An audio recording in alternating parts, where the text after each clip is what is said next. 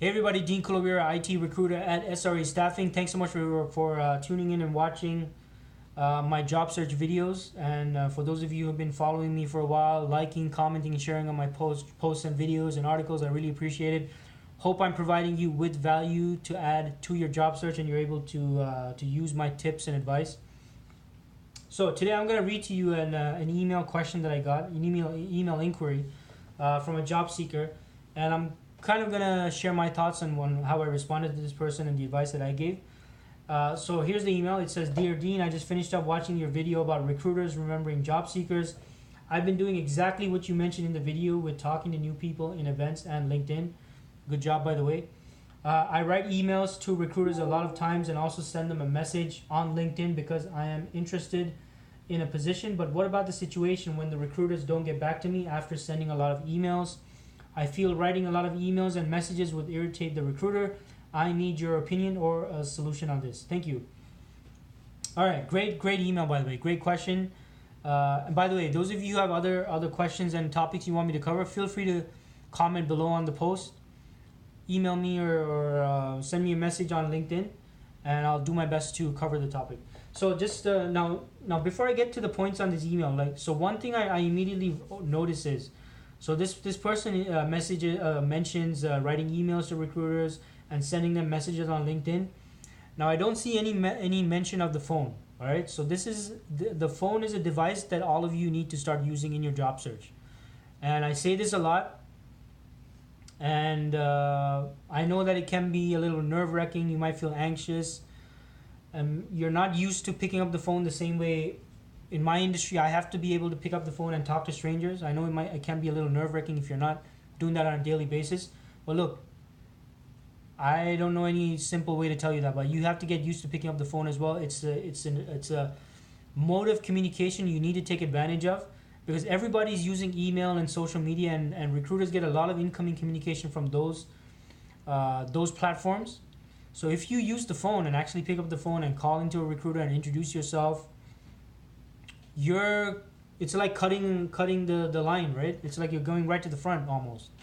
So make use of that, because not as many people are using the phone to call in and introduce themselves and find out if there's any active roles the recruiter can help them with, as much as people sending emails and social media, which can easily get lost in the mix, end up in junk mail, or simply the recruiter just overlook the message on LinkedIn. I know that happens to me a lot on LinkedIn now, because now suddenly LinkedIn, for some reason, when it sends a message, it pops it up and it doesn't show as unread, and then I don't have time to read it, so I minimize it, and then it shows up as, anyway, recruiter problems. Hashtag recruiter problems. So the next point in the email is, I read what about the situation that the recruiters don't get back to me after sending a lot of emails? So in that situation, first of all, don't take it personally if a recruiter doesn't get back to you. It could be something as simple as they simply forgot. It could be that they just don't have any roles with your skill set. That being said, I personally do try as much as possible to respond to each and every email and communication and LinkedIn message that comes through. But even for me, I sometimes, a few might slip in the cracks here and there, so don't take it personal. So that's where follow-up comes in. You have to follow up, because it could be something that has nothing to do with you. It could be I forgot to respond to your email. It could be that I read it, I marked down to respond, but I didn't do it. Something else came up.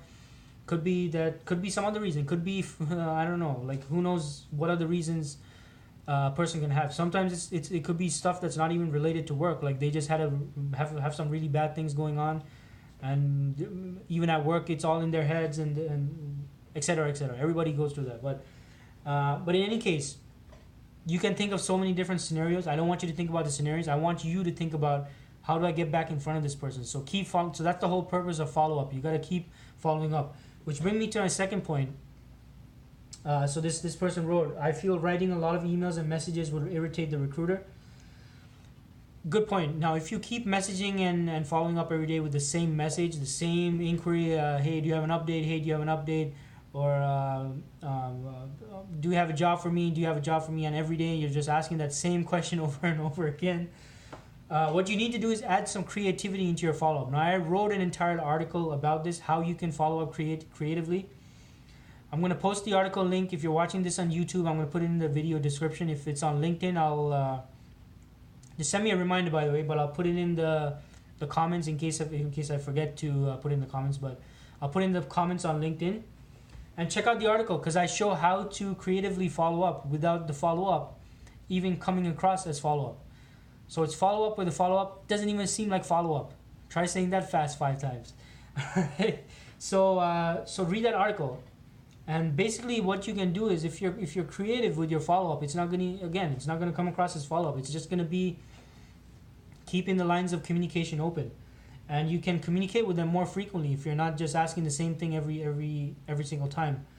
So that's my thoughts on this email. Which, by the way, it's a great question. So if there's any particular topics or issues or something of the sort that all of you are experiencing in your job search, feel free to let me know. Comment below.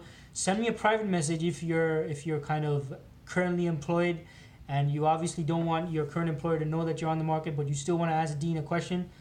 Send me a private message. I won't obviously publish your name. I won't tell your name publicly, but I will do my best to respond to your question both personally, directly, and I'll also do a video on it to kind of expand on my thoughts. And that's it. So I hope everybody's week's going well. Any way I can help you personally, feel free to let me know, especially if you're an IT professional here in Toronto, Canada. For those of you who don't know me, my name is Dean Kuluira. I'm at SRA Staffing. We're based out of the Yonge and Shepherd area. If you're in the area, you want to meet up, you want to drop by the office, give me a heads up. At least a day or two, give me a heads up. Set up a meeting. Love to talk about your background, the types of projects you've done, what you're looking for in the future, even if you're not on the market.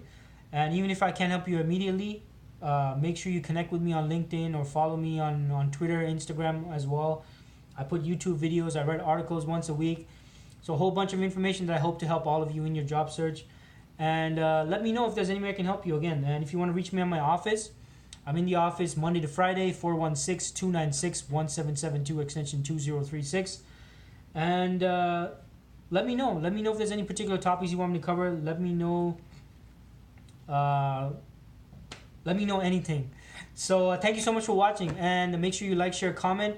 I appreciate all the feedback and the comments and the likes, and I'll see you again soon, probably tomorrow. Thanks. Have a good night.